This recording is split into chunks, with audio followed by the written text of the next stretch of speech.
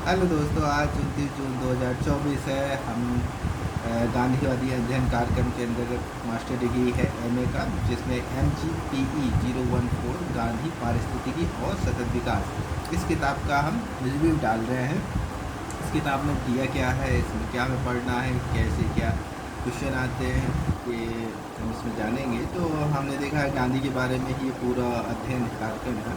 इसमें इस सब्जेक्ट में हमने पारिस्थितिकी और सतत विकास मीन्स इकोलॉजी, सस्टेनेबल डेवलपमेंट, उनके आश्रम, उनके विचार, उनकी आदर्श गांव, उनकी इकोनॉमी, पॉलिटिक्स, सोशल इकोनॉमिक्स, उनके धर्म, उस सब एस्पेक्ट में पारिस्थितिकी का इफेक्ट, उनकी पारिस्थितिकी कैसे शो हो रही थी, वो कैसे वो सस्टेनेबल डेवलपमेंट के लिए एक मैसेज दे रहे थे। तो इसमें हम देखेंगे, इसमें सूची है। फर्स्ट यूनिट है पारिस्थितिकी और विकास बदलते परिप्रेक्ष्य।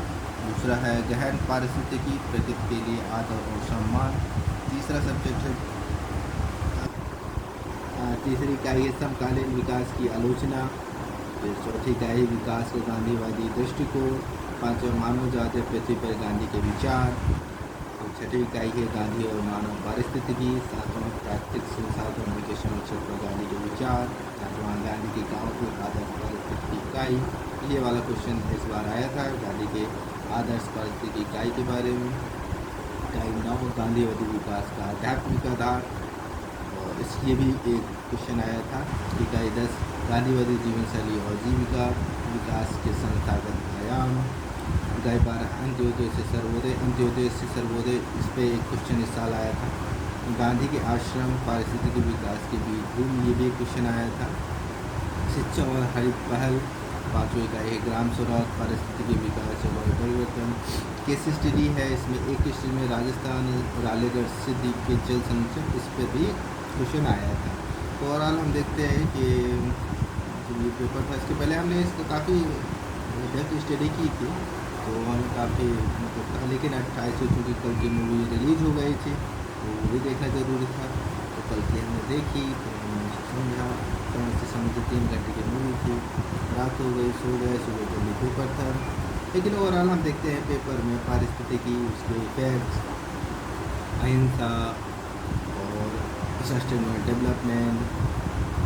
इसमें ओवरऑल मतलब हमें गांधी, पारिस्थितिकी, सस्टेनेबल डेवलपमेंट, आज की परिस्थितियाँ, आज़ादी के पहले की जो परिस्थिति, आज की प्रासंगिकता, इन्हें आधार में समझना था। अंत्योदय, हमें उनके आश्रम, उनसे क्या क्या हमें एक लेसन मिल रहे थे। इसके अलावा उनके गाँव के आदर्श, उनकी विचारधाराएँ, इस सब चीज़ को समझने मिल रहा। तो वो गांधी मेन चीज़ बता रहे थे कि भारतीय संस्कृति हमारी गांव में ही निवास करती है। बिना गांव के भारत एक भूमि ही, क्योंकि मेन जो हमारे हजार सालों की एक संस्कृति थी, वो गाँव में ही समाहित हो रही है। वो गांधी जी का आदर्श, क्योंकि गांव में ही सादगी है, एक भाईचारा है, एक समानता है। हाँ, गांधी जी का मानना था कि शहर में और गांव में अंतर है।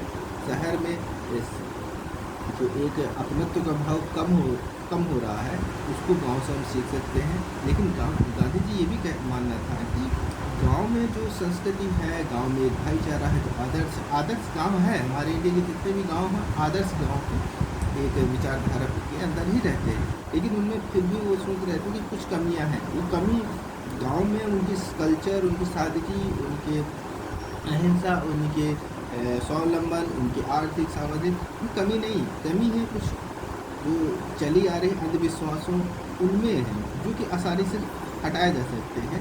एक जागरूक व्यक्ति, जागरूक समाज बनकर से उसको शिक्षा, नई तालीम, नई व्यवस्था के अनुसार उसको हटाया जा सकता है। और उसके लिए हमने देखे हैं कि आज़ादी के बाद कई कार्यक्रम चलाए गए हैं, जिससे पंचायती राज व्यवस्था भी रखी गई है, महिलाओं पर रिजर्वेशन 33% हो गया है।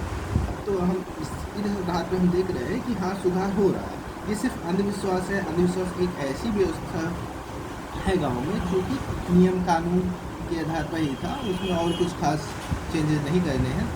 कल्चर और उसकी जो संस्कृति सादगी है, उसे बरकरार रखना है। इस तरह गांधी के आदर्श थे, और हम इन आदर्शों के आधार पर ही और पर्यावरण, धरती का बचाव, इस सब आधार पर देखते हैं। ठीक, ओके, थैंक यू।